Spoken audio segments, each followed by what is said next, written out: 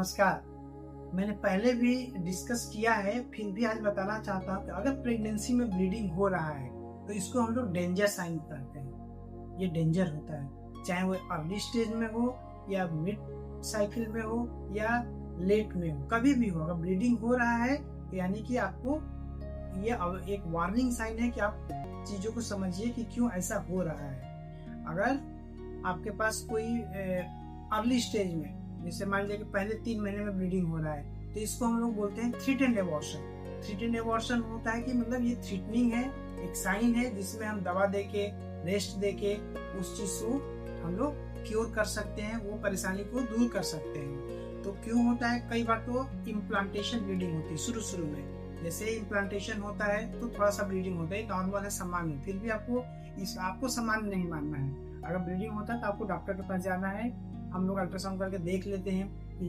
Fetal जो उसका heart rate चल रहा है कि नहीं। हार्ट रेट अगर चल रहा है तो ज़्यादा चांस है कि सब कुछ ठीक है और हमारे दवा देने से, रेस्ट देने से सही रहेगा। बहुत बार क्या होता है कि आपको पता चलेगा 3 महीने की प्रेगनेंसी है, ब्लीडिंग हुआ, और हम लोग देखते हैं कि उसमें तो हार्ट रेट ही नहीं है। तो उस कंडीशन में फिर आगे का क्या करना है, क्योंकि हार्ट रेट नहीं है यानी कि वो प्रेगनेंसी नुकसान हो गया। उसको बोलते हैं प्रेगनेंसी फेल्योर या फीटल डिमाइस बोलते हैं या मिसकैरेज बोलते हैं। तो उस कंडीशन में अगर अर्ली स्टेज में है, फीटल हार्ट है, तो दवा देकर कंट्रोल हो जाएगा, और नहीं तो फिर आपको एबॉर्शन कराना पड़ेगा। अगर लास्ट स्टेज में, अगर 28 सप्ताह 7 महीने के बाद अगर ब्लीडिंग होता है तो इसको हम लोग बोलते हैं एंटीपार्टम हेमरेज। एंटीपार्टम हेमरेज मतलब कि डिलीवरी से पहले हेमरेज शुरू हो गया। तो डिलीवरी से पहले अगर हेमरेज होता है तो इसमें रिस्क रहता है। इसमें क्या रिस्क रहता है कि जो ब्लड निकलता है वो माँ का ब्लड निकल सकता है या फीटस का भी ब्लड निकल सकता है। तो एनीमिया माँ को भी हो सकता है, फीटस को भी हो सकता है। माँ के अंदर तो थोड़ा रिजर्व है, उसके अंदर 5 लीटर ब्लड है, तो उसका थोड़ा ब्लड लॉस हुआ तो कोई फर्क नहीं पड़ता। बच्चे के अंदर तो बहुत कम ब्लड रहता है, उसका 100 ml भी ब्लड निकलता है तो उसके लिए डेंजर हो जाता है। तो ये बहुत ही ध्यान देने वाली बात होती है। तो अगर एपीएच होता है तो एक होता है कि एकाएक ब्लीडिंग शुरू हो गया, पेनलेस, दर्द नहीं हुआ, ब्लीडिंग हो गया, तो इसको हम लोग बोलते हैं प्लेसेंटा प्रीविया।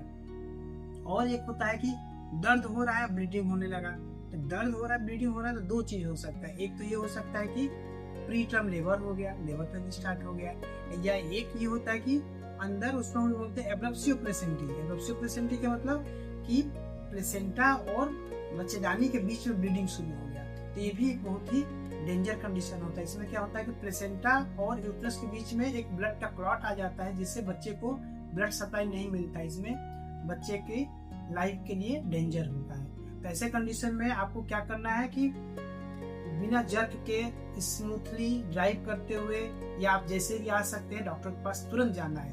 और किस जगह जाना है? जहाँ पे कि डिलीवरी की फैसिलिटीज हो, जहाँ पे ऑपरेशन की फैसिलिटीज हो। कोशिश करना रहता है आपके घर के आसपास ही कोई ऐसे सेंटर पे जाइए जहाँ पे सुविधा हो, ऑपरेशन भी हो जाए और न्यूबॉर्न केयर भी हो, मतलब बच्चे के डॉक्टर भी अवेलेबल हो, क्योंकि प्री टर्म बेबी रहेगा तो बच्चे को केयर की भी जरूरत पड़ती है। तो हमारा बस ये आप लोग को अवेयर करना है कि अगर लास्ट के महीने में ब्लीडिंग हो रहा है तो आपको नियरेस्ट हॉस्पिटल में, जहाँ पे वेल इक्विप्ड हॉस्पिटल है, जहाँ पे सब कुछ की सुविधा, वहाँ पहुँचना है। मतलब ऐसी जगह मत जाइए जहाँ को आप मालूम है कि यहाँ पे सुविधा नहीं है, ऑपरेशन की सुविधा नहीं है, डॉक्टर नहीं है, क्योंकि उसमें समय आपको जाया नहीं करना है। आपको टाइमली पहुँचना है। पहुँचने से 2 चीज़ हो सकता है, या तो हल्का फुल्का ब्लीडिंग होगा, मेडिसिन लेके ठीक हो सकता है, या उसको डिलीवरी के प्लान करना पड़ेगा। डिलीवरी नॉर्मल हो सकता है या ऑपरेशन करना पड़ सकता है। अगर प्लेसेंटा प्रीविया है तो उसमें भी डेंजर ग्रेड का होता है या नॉर्मल ग्रेड का होता है, जिसमें नॉर्मल डिलीवरी पॉसिबल भी कभी कभी होती है, और कभी कभी होता है कि नहीं, आपको ऑपरेशन ही कराना है, तो वो अब वहाँ पे जाने के बाद हो जाएगा।